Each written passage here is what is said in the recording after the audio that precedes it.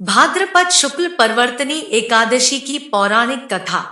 युधिष्ठिर कहने लगे कि हे भगवान, भाद्रपद शुक्ल एकादशी का क्या नाम है? इसकी विधि तथा इसका महात्म्य कृपा करके कहिए। तब भगवान श्री कृष्ण कहने लगे कि इस पुण्य, स्वर्ग और मोक्ष को देने वाली तथा सब पापों का नाश करने वाली उत्तम वामन एकादशी का महात्म्य मैं तुमसे कहता हूँ, तुम ध्यान पूर्वक सुनो। यह पद्मा परिवर्तिनी एकादशी जयंती एकादशी भी कहलाती है। इसका यज्ञ करने से वाजपेय यज्ञ का फल मिलता है। पापियों के पाप नाश करने के लिए इससे बढ़कर कोई उपाय नहीं। जो मनुष्य इस एकादशी के दिन मेरी वामन रूप की पूजा करता है, उससे तीनों लोग पूज्य होते हैं। अत मोक्ष की इच्छा करने वाले मनुष्य इस व्रत को अवश्य करें। जो कमलनयन भगवान का कमल से पूजन करते हैं, वे अवश्य भगवान के समीप जाते हैं।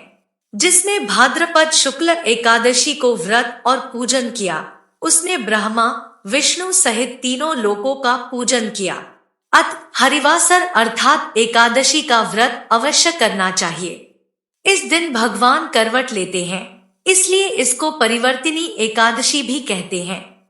भगवान के वचन सुनकर युधिष्ठिर बोले कि भगवान, मुझे अतिसंदेह हो रहा है कि आप किस प्रकार सोते और करवट लेते हैं तथा किस तरह राजा बलि को बांधा और वामन रूप रखकर क्या क्या लीलाएं की।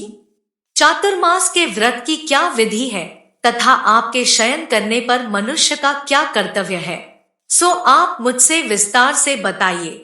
श्री कृष्ण कहने लगे कि हे राजन, अब आप सब पापों को नष्ट करने वाली कथा का श्रवण करें। त्रेतायुग में बलि नामक एक दैत्य था।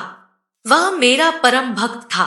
विविध प्रकार के वेद सूक्तों से मेरा पूजन किया करता था और नित्य ही ब्राह्मणों का पूजन तथा यज्ञ के आयोजन करता था। लेकिन इंद्र से द्वेष के कारण उसने इंद्रलोक तथा सभी देवताओं को जीत लिया। इस कारण सभी देवता एकत्र होकर सोच विचार कर भगवान के पास गए। बृहस्पति सहित इंद्रादिक देवता प्रभु के निकट जाकर और नतमस्तक होकर वेद मंत्रों द्वारा भगवान का पूजन और स्तुति करने लगे।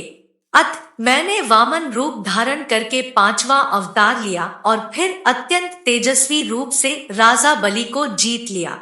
इतनी वार्ता सुनकर राजा युधिष्ठिर बोले कि हे जनार्दन, आपने वामन रूप धारण करके उस महाबली दैत्य को किस प्रकार जीता? श्री कृष्ण कहने लगे, मैंने वामन रूपधारी ब्रह्मचारी बलि से 3 पग भूमि की याचना करते हुए कहा, ये मुझको 3 लोक के समान है और हे राजन, यह तुमको अवश्य ही देनी होगी।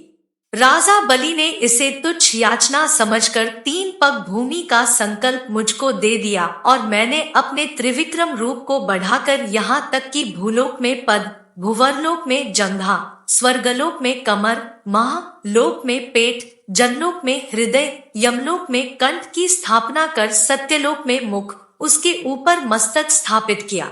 सूर्य, चंद्रमा आदि सब ग्रहगण, योग, नक्षत्र, इंद्रादिक देवता और शेष आदि सब नागणों ने विविध प्रकार से वेद सूक्तों से प्रार्थना की। तब मैंने राजा बलि का हाथ पकड़कर कहा कि हे राजन, एक पद से पृथ्वी, दूसरे से स्वर्गलोक पूर्ण हो गए। अब तीसरा पग कहाँ रखूं?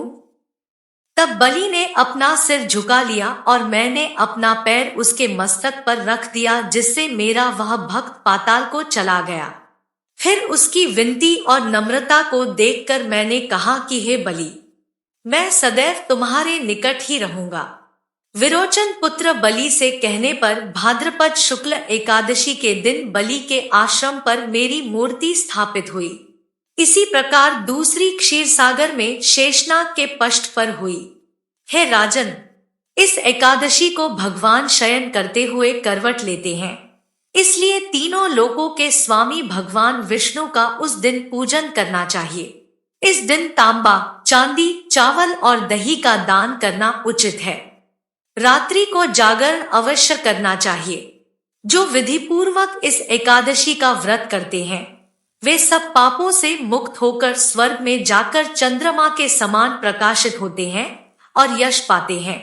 जो पापनाशक इस कथा को पढ़ते या सुनते हैं उनको 1000 अश्वमेध यज्ञ का फल प्राप्त होता है।